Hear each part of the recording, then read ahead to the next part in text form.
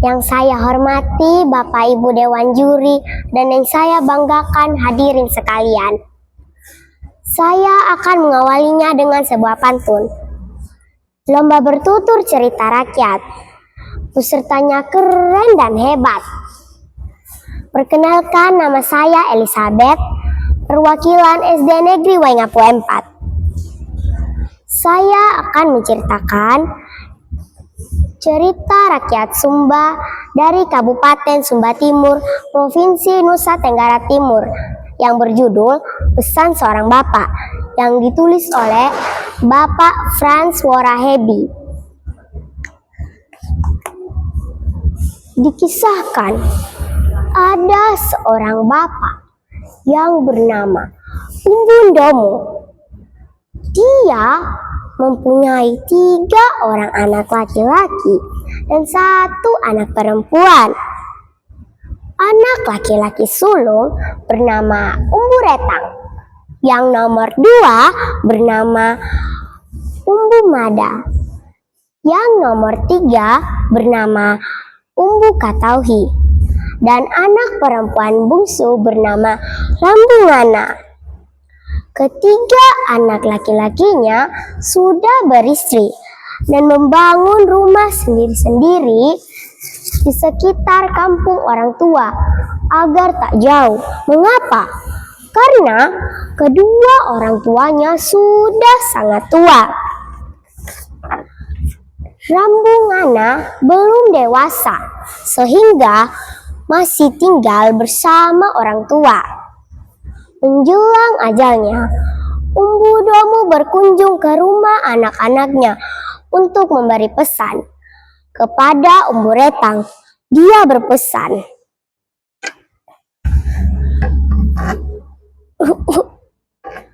"Kalau saya mati, kuburkanlah saya di tengah hutan." Umburetang berpikir sejenak sebelum memberi jawaban. Aneh sekali permintaan bapak ini, tetapi demi cintanya kepada bapaknya, dia akan memenuhi permintaan bapaknya. "Baik Bapak, akan saya penuhi permintaan Bapak." Umbudomo menyuruh anak laki-lakinya yang pertama untuk menguburkannya di tengah hutan. Pada hari kedua, Umbudomo pergi ke rumah Umbumada. Dia berkata kepada Umbumada, "Sudah lama kau dan istrimu tidak menjenguk saya. Apakah kau masih mencintai saya atau tidak?" "Bapak tidak perlu meragukan saya. Saya masih mencintai Bapak." "Jika benar kau masih mencintai saya, penuhilah keinginan saya. Kalau saya mati, kuburkanlah saya di atas bukit." Umbumada berkata, "Baik Bapak, akan saya laksanakan keinginan Bapak." Sambil menyuruh istrinya menyajikan makanan-makanan yang enak kepada bapak mertuanya untuk meyakinkan orang tua yang nampaknya sudah pikun itu. Umbundomo menyuruh anak laki-lakinya yang kedua untuk menguburkannya di atas bukit. Pada hari ketiga, giliran Umbukatauhi yang dikunjungi Umbudomo. Dia berpesan kepada Umbukatauhi, "Ini pesanku nak, kalau saya mati, jangan dibawa kemana-mana. Kuburkanlah saja di depan rumahmu. Jangan di depan rumah kedua saudaramu." "Baik Bapak." Di rumah, Umbudomo berpesan kepada anak perempuannya yang bernama Rambungana,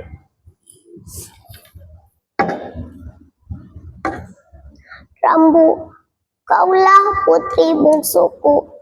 kalau saya mati dan ketiga saudaramu bertengkar, saya harap kaulah yang menjadi penengah di antara mereka. Apa mungkin Bapak mereka akan dengarkan saya?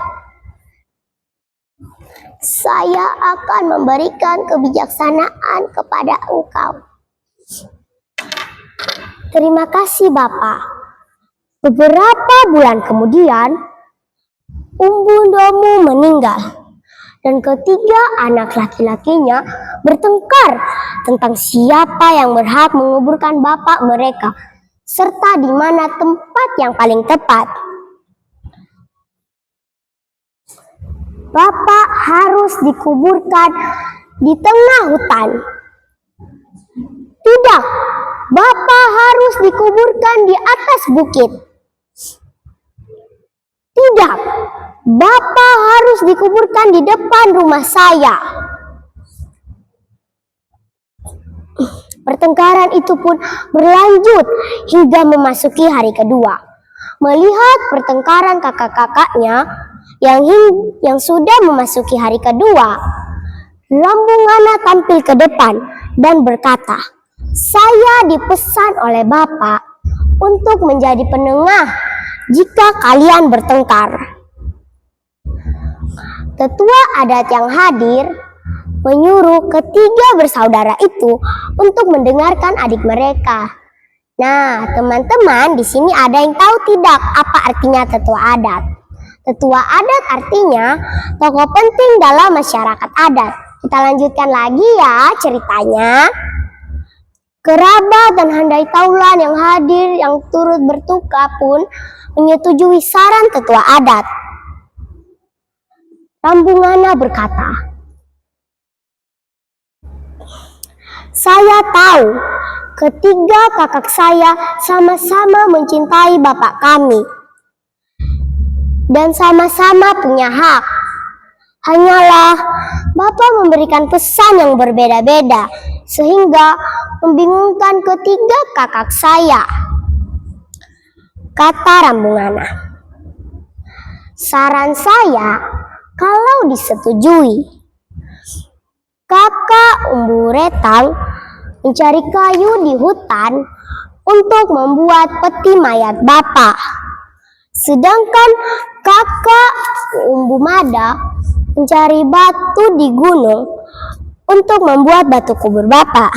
Dan kuburan Bapak akan diletakkan di depan rumah kakak Umbu Katauhi."